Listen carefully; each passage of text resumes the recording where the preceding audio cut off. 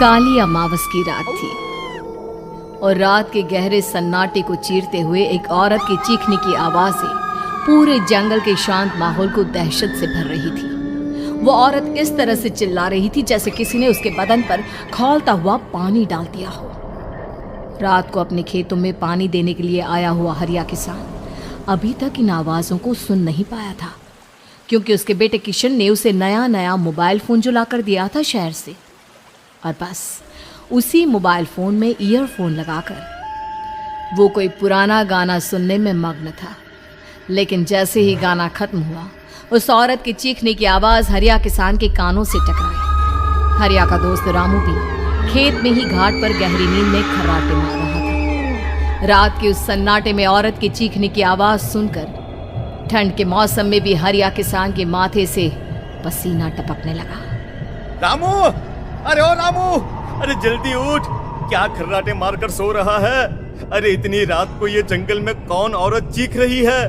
पूरी तरह से चीख रही है। अरे क्या हुआ? क्या हुआ? कौन है? अरे भूत आ गया क्या? चोर आ गया क्या? अरे न चोर आया है न भूत आया है। मैं ये कह रहा हूँ कि क्या तूने इस औरत के चीखने की आवाज सुनाई देती है कि नहीं? अरे कौन सी औरत? अरे हाँ, ये आवाज है। तू पहले नहीं बता सकता था? पता नहीं कौन चुड़ैल जंगल में नाच रही है। हम घर चले जाते हैं। देखता नहीं, मैंने तो कानों में ये लगा रखा था। वो किशन ने लाके दिया ना शहर से, गाने सुन रहा था मैं। अरे लेकिन भाई, मुझे बहुत डर लग रहा है। क्या करे? अरे करना क्या है? भागो यहाँ से। भगवान जाने कौन है और क्यों इतना चीख रही है। और उस औरत के चीखने की आवाजें और ज्यादा तेज होने लगी है। हरिया और रामू के पैर डर के मारे कांप रहे थे। डर की वजह से ना वो वहां पर रुक पा रहे थे और ना ही अपनी जगह से आगे बढ़ पा रहे थे। तभी अचानक से सन्नाटा छा गया। सही मौका है, हमें यहाँ से निकल लेना चाहिए भैया। रामू और हरिया अपना गमछा उठाकर दबे पैरों जंगल के रास्ते से गांव की तरफ चलने लगे। गांव की ओर जाने वाला ये एक ही रास्ता था और आवाज भी उसी तरफ से आ रही थी। लेकिन अभी 2 मिनट पहले वो आवाज पूरी तरह बंद हो चुकी थी और जंगल में पहले जैसा सन्नाटा पसर चुका था। तभी अचानक से पेड़ों में किसी के चलने की सरसराहट रामू और हरिया को सुनाई दी। क्या तुमने कोई आवाज सुनी? हाँ यार, ऐसा लग रहा है कोई इस तरफ ही आ रहा है। और तभी अचानक सामने पेड़ से एक साया रामू और हरिया के सामने उल्टा आकर लटक गया। ये देखकर रामू और हरिया की चीख निकल गई। वो दोनों डर के मारे बेहोश हो गए। वो साया जमीन पर आकर खड़ा हुआ। उसने रामू और हरिया के बालों को पकड़कर खींचना शुरू कर दिया। अब तुम गांव वालों में से कोई जिंदा नहीं बचेगा। मैं तुम सबको ले जाकर उस गड्ढे के नीचे दफन कर दूंगी। सबकी जान ले लूंगी, मैं किसी को नहीं छोड़ूंगी। अगली सुबह रामू की पत्नी कमला हरिया के घर आई और उसने हरिया की पत्नी सुमन से अपने पति के बारे में पूछा। सुमन, कल रात को ये तुम्हारे ही पति के साथ गए थे खेत पर, अभी तक लौट कर नहीं आए हैं। हाँ बहन, मैं भी वही सोचकर परेशान हूँ। मेरे पति भी अभी तक खेत से लौट कर नहीं आए। भगवान जाने क्या बात है, दोपहर होने आई है। अब तक तो उन दोनों को लौट कर आ जाना चाहिए था। क्या करे, कैसे पता करे कि वो दोनों कहाँ हैं? मेरा बेटा भी शहर गया हुआ है, वरना उसी को भेज देते खेत पर। बहन, मुझे लगता है कि हम दोनों को वहाँ जाकर अपने पतियों को ढूंढना चाहिए। ठीक कहती हो तुम, चलो मैं तुम्हारे साथ चलती हूँ। और वो दोनों जंगल के रास्ते खेत की तरफ आगे बढ़ती हैं।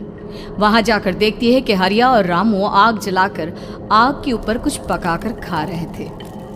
आप यहाँ पार्टी बना रहे हैं और वहाँ घर पर हमारी जान सुखी जा रही थी कि कहीं कुछ हो तो नहीं गया? मुझे कुछ नहीं हो सकता। मैं कभी नहीं मर सकता, समझे तो? अरे तबीयत तो ठीक है? ये किस तरह की आवाज में बात कर रहे हैं आप? कुछ हुआ है क्या?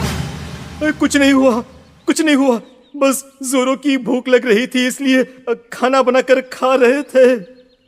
अच्छा, इतनी बदबू आ रही है, ऐसा क्या बनाकर खा रहे हैं आप? जरा हमें भी तो बताइए। अरे भाभी, क्यों परेशान हो रही हैं? मांस पकाकर खा रहे हैं। एक जंगली जानवर कल रात को खेत में आ गया था। हम दोनों ने उसे मार दिया और बस उसी का मांस पक रहा है। आप भी खाइए ना, बहुत बहुत ही स्वादिष्ट है। दिमाग खराब हो गया है क्या आप दोनों का? आप दोनों मांस कब से खाने लगे, और वो भी जंगली जानवर का? चलिए अभी कभी घर चलिए। चलेंगे चलेंगे, लेकिन पहले ये मांस तो खत्म कर ले। कुछ देर बाद रामू और हरिया कमला और सुमन के पीछे पीछे गांव की तरफ चल देते हैं। रामू और हरिया की आंखें पहले जैसी नहीं रही थी, उनमें कुछ बदल गया था। रामू अपनी पत्नी कमला के साथ घर चला जाता है और हरिया अपने घर आ जाता है। देखिए, आपने जो कुछ भी किया मैं उसके लिए आपको माफ़ कर देती हूँ, लेकिन आज के बाद ये रामू के साथ जाकर मांस पकाकर खाया ना, तो इस घर में घुसने नहीं दूंगी आपको।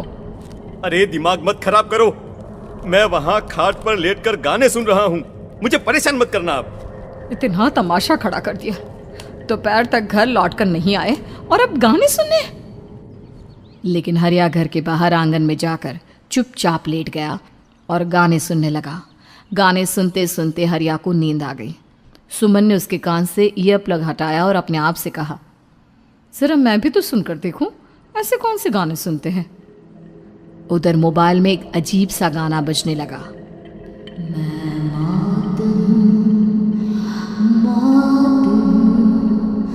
मौत जो पसरी है चारों, जो आएगी कहीं से निगल जाएगी सबको। मैं मौत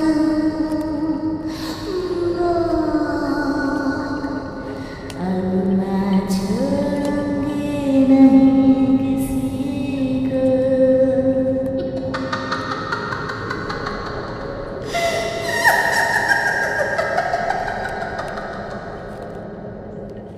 सुमन ने घबराकर मोबाइल फोन दूर रख दिया। वो बुरी तरह से डर गई थी। तभी अचानक हरिया अपनी नींद से जागा और गर्दन टेढ़ी करते हुए सुमन के पास आया। क्या क्या कर रही थी? गाने सुन रही थी? वो ये कैसा गाना सुन रहे थे तुम मोबाइल के अंदर? मौत है, मौत। अरे ये सारी बातें छोड़ो और ये बताओ, आज शाम को तुम मेरे साथ खेत चलोगी? लेकिन क्यों? और तुम इस तरह से क्यों बात कर रहे हो? अपनी गर्दन सीधी रखकर बात करो ना। वो मेरी गर्दन में सोते सोते थोड़ा दर्द हो गया है। मेरे साथ आज खेत चलो ना। तुम्हारे साथ पूरी रात रहना चाहता हूँ। कैसी बात कर रहे हैं दिन दहाड़े? जरा भी शर्म नहीं आती क्या? अरे इसमें शर्माने वाली क्या बात है? तुम पत्नी हो मेरी। पूरी रात खेत पर रहता हूँ। मुझे भी तो तुम्हारे पास आने का हक है कि नहीं? अच्छा ठीक है, चलती हूँ आपके साथ खेत पर, लेकिन फिर उस रामू को मत बुलाना। अरे कैसी बातें कर रही हो? अगर तुम मेरे पास होगी तो मैं किसी को नहीं बुलाऊंगा, सिर्फ तुम और मैं और रात का सन्नाटा। शाम के वक्त हरिया सुमन को अपने साथ खेत पर ले जाता है। आसमान में चांद पूरी तरह से चमक रहा था। हरिया ने अपने खेत में बनी हुई छोटी सी झोंपड़ी के अंदर सुमन को अपने पास बिठा लिया और उसके बालों में हाथ फिराते हुए कहा, कितनी खूबसूरत हो तुम, बहुत सुंदर लग रही हो। एक चांद से भी ज्यादा सुंदर लग रही हो। ऐसी बातें मत करिए ना, मुझे शर्म आती है। अपनी आंखें खोलकर जरा मेरी तरफ तो देखो। अरे देखो तो सही। सुमन ने शर्माते हुए जैसे ही अपनी आंखें खोली, उसके होश उड़ गए। हरिया के बड़े बड़े दांत निकल आए थे और वो पूरी तरह से एक जानवर की तरह नजर आ रहा था। कौन हो तुम मेरे पति नहीं हो। कौन हो तुम? मुझे जाने दो। लेकिन हरिया ने सुमन के हाथ को कसकर पकड़ लिया। उसके नुकीले नाखूनों की वजह से सुमन के हाथ से खून बहने लगा था। बहुत दर्द हो रहा है, मुझे जाने दो। कौन हो तुम? क्या करना चाहते हो? वही जो एक आदमी एक औरत के साथ करना चाहता है, और उसके बाद मैं तुम्हें वहीं ले जाऊंगा जहां पर तुम्हारा पति है। क्या मतलब? क्या कहना चाहते हो? कहाँ है मेरा पति? जंगल के बीचों बीच उबलते हुए पानी के तालाब में वही है तुम्हारा पति। चलो चलो, मैं तुम्हें उससे मिलवा देता हूँ, लेकिन उससे पहले तुम्हें मेरी प्यास बुझानी होगी। और इतना कहकर हरिया सुमन के ऊपर जानवरों की तरह टूट पड़ता है। आखिर कौन था वो जानवर, और क्या सुमन उसके शिकंजे से बचकर निकल पाई? जानने के लिए देखिए इस कहानी का अगला भाग।